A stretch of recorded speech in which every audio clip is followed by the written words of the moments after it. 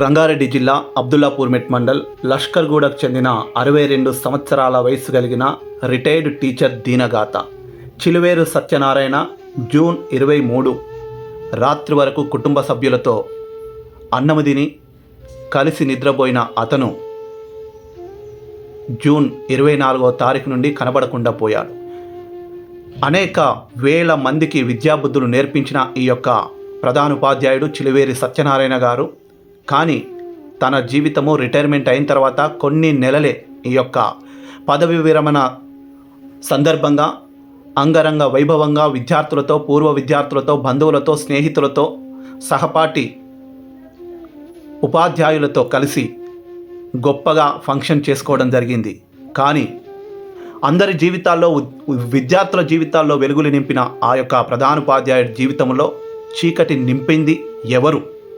ఇంత సంతోషంగా పదవి విరమణ చేసుకున్న 34 సంవత్సరాలు నీతి నిజాయితీతో ఉద్యోగాన్ని కొనసాగించి రిటైర్ అయిన తర్వాత తనకు రావాల్సిన బెనిఫిట్స్ 6 నెలలు అయినా కూడా రాకుండా ఉండటంతో అనేక పర్యాయములు ప్రధాన కార్యాలయాల చుట్టూ తిరుగుతూ తన యొక్క రిటైర్మెంట్ బెనిఫిట్స్ ఇంతవరకు రాలేదు అని చెప్పేసి తిరిగి వేసారిపోయి తల్లడిల్లిపోయి మనోవేదనతో అర్ధరాత్రి ఉన్నట్టుండి ఎక్కడికి వెళ్ళిపోయాడో ఏమైపోయాడో తెలియక ఈరోజు తమ తండ్రి మా యొద్ద నుండి వెళ్ళిపోయాడు, నా భర్త నా దగ్గర నుండి ఎక్కడ వెళ్ళిపోయాడో ఏమైపోయాడో తెలియక తల్లడిల్లిపోతున్న వృద్ధాప్యంలో ఉన్న ఆ యొక్క ప్రధానోపాధ్యాయుడి భార్య పుష్పలత గారు తల్లడిల్లిపోతున్నారు. కొడుకు, కోడళ్ళు, మనవళ్ళు, మనవరాళ్ళు తల్లడిల్లిపోతున్నారు. ఆ రిటైర్మెంట్ బెనిఫిట్స్ కోసము తిరిగి మనోవేదనకు గురైపోయి అర్ధరాత్రి ఎక్కడికి వెళ్ళిపోయాడో తెలియదు. మా తండ్రి ఆచూకీ తెలిపిన వారికి 50,000 పారితోషికం ఇస్తాము అని చెప్పేసి పలు పేపర్లలో, చుట్టుపక్కల ప్రాంతాలలో ఫ్లెక్సీలు కట్టించి, బ్యానర్లు పెట్టించి ఫోటోలు పెట్టారు. కానీ ఎంతోమంది జీవితాల్లో వెలుగులు నింపిన ఆ ప్రధానోపాధ్యాయుడికి చివరికి 6 నెలలు గడిచినా తన బెనిఫిట్స్ రాకుండా ఉండడంతో తన జీవితంలో ఇలాంటి చీకటి రోజులు వస్తాయని ఊహించలేదు. ఇకనైనా ఉద్యోగులారా, ఉపాధ్యాయులారా ఆలోచించండి. ఈరోజు ఎన్నో జేఏసీలు, ఉద్యోగ సంఘాలు, ఉపాధ్యాయుల సంఘాలు ఉమ్మడి ఆంధ్రప్రదేశ్లో ఉన్నప్పుడు ఏ విధంగా ఫైట్ చేశారో ఈరోజు ఆ గొంతుకలు ఎందుకు మౌనమైపోయాయి? ఎవడి పాలైంది తెలంగాణ, ఎవరు ఏలుతున్నారు అని పాటలు పాడారు. సకల జనుల సమ్మేళని మిలియన్ మార్చుల్లో ఉద్యోగులది, ఉపాధ్యాయులది పాత్ర ఏమిటి, ఎలా ఉండేది? ఈరోజు కనీస పెన్షన్ని నోచుకోలేని పరిస్థితి.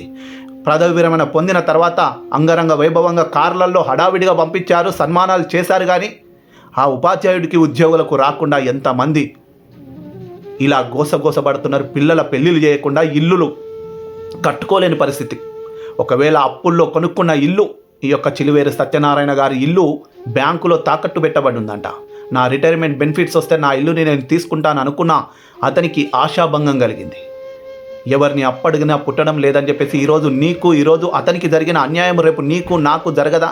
ఉద్యోగులారా, ఉపాధ్యాయులారా ఇకనైనా మేల్కొనండి. ఉపాధ్యాయ సంఘాలు మేల్కొనండి. నిద్రపోతున్న మీరు ప్రశ్నించలేరా? ఇంకా ఎంతకాలం మౌనంగా ఉంటారు? ఉద్యోగ సంఘాల నాయకులారా, జేఏసీ నాయకులము, లీడర్లమంటున్న వాళ్ళారా, గతంలో ఎవరికి ఎలా ఏ విధంగా పాలాభిషేకాలు, భజనలు చేశారో ఒక్కసారి ఆలోచించండి. అందరూ అన్యాయం చేసి సంపాదించుకోలేరు, అక్రమం చేసి బతకాలని చెప్పేసి అందరూ ఉద్యోగులు అనుకోలేరు. చూడండి, నీతి నిజాయితీతో బతికిన 34 సంవత్సరాలు చిత్తశుద్ధితో ఉద్యోగం చేసిన ఈరోజు ఆ ఉపాధ్యాయుడికి పదవి విరమణ చేసిన తర్వాత ఆ విశ్రాంతి తీసుకునే రోజులు లేకుండా ఆ మనిషి ఉన్నాడో లేడో, ఎక్కడికి పోయాడో తెలియని అయోమయ స్థితిలో కుటుంబ సభ్యులు 50,000 రూపాయలు ఇస్తాము, మా ఆయన జాడ కావాలి, 50,000 రూపాయలు ఇస్తాము, నా కన్న తండ్రి జాడ కావాలి అంటున్నాడు ఆ కుమారుడు. తల్లడిల్లిపోతున్నారు. వేదనతో ఊరికి రాలేక, ఊరు విడిచి ఎక్కడో దూరంగా ఒంటరిగా ఉంటున్న తన భార్య ఉండలేకపోతుంది. తన భర్త జ్ఞాపకాలు తలుచుకుంటూ ఎన్నో టీవీలలో, ఎన్నో పేపర్లలో కలిసిన వాళ్లకు, బంధువులకు, మిత్రులకు, పోలీస్ స్టేషన్లో కూడా, ఆఖరికి అబ్దుల్లాపూర్మెట్ పోలీస్ స్టేషన్లో కూడా కంప్లైంట్ చేయడం జరిగింది. ఇంతవరకు ఫలితం లేదు. ఏదో ఒకరోజు వస్తుండేమో రిటైర్మెంట్ బెనిఫిట్స్ తనకు, ఉద్యోగికి, ఒక ఉపాధ్యాయుడికి తన హక్కు. కానీ ఈరోజు ఉద్యోగుల యొక్క, ఉపాధ్యాయుల యొక్క రిటైర్మెంట్ తర్వాత ఏ విధంగా ఉందో చూడండి. తెలంగాణ, నా తెలంగాణ, నా తెలంగాణ అని కొట్లాడిన మనము, తెలంగాణ కోసం సకల జనుల సమ్మెలో, మిలియన్ మార్చిలో, తెలంగాణ ఉద్యమంలో నిలబడ్డ వాళ్ళు తెలంగాణ ఎందుకు వచ్చింది, ఎవరి కోసం వచ్చింది, ఎవరు ఉపయోగపడ్డది, ఎవరికి అని వేదనతో ఉన్నారు. ఈరోజు రాష్ట్రం విడిపోయిన తర్వాత మిగులు బడ్జెట్తో ఉన్న ఈ తెలంగాణ రాష్ట్రం అప్పుల కుప్పగా మార్చింది ఎవరు? ఈరోజు ఉద్యోగులకు జీతాలు ఇవ్వాలన్నా 5 DAలు పెండింగ్ పెట్టింది ఎవరు? PRC గతంలో కూడా అన్యాయం జరిగింది. PRCలో ఇప్పుడు 2.5 సంవత్సరాలు అయినా కూడా కాలయాపన చేస్తూ వస్తున్నారు. సరైన సమయానికి బెనిఫిట్స్ జీతాలు ఇవ్వకుండా, DAలు ఇవ్వకుండా చేస్తుంది ఎవరు?